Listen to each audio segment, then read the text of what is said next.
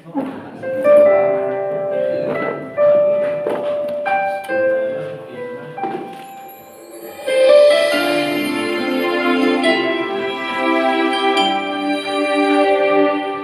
cha phán hứa hỡi con đừng sợ chi, vì ta bên con khi đứng hay khi ngồi, và con đây sẽ không bao giờ đơn chia, bởi ta bên cạnh con đây.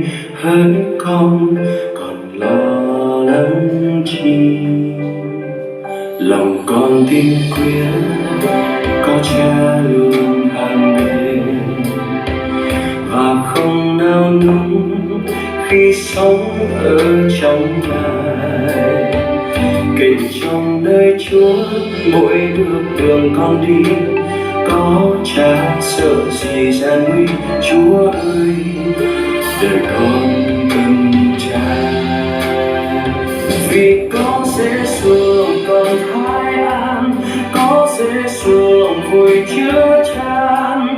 Ngài là sức mới cho con, vì có Giêsu lòng không khiếp kinh, có Giêsu lòng con vững tin. Duy Giêsu là chính năng lực của con.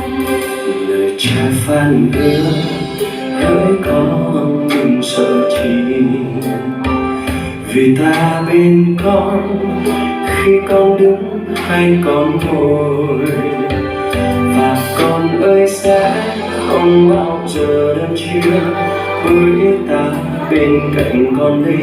Hỡi con còn lo lắng chi?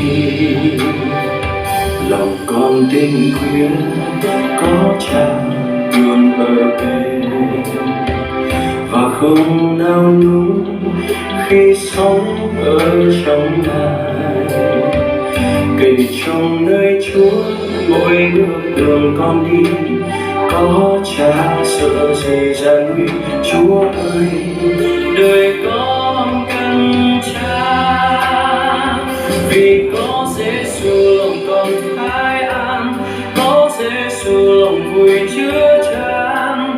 Ngài là sức mới cho con, vì có Giêsu lòng con khiếp kinh, có Giêsu lòng con vững tin.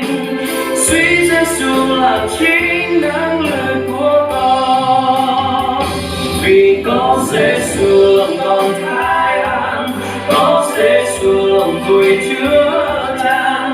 Ngài là sức mới cho con, vì có Giêsu lòng không khiếp kinh, có Giêsu lòng con vững tin.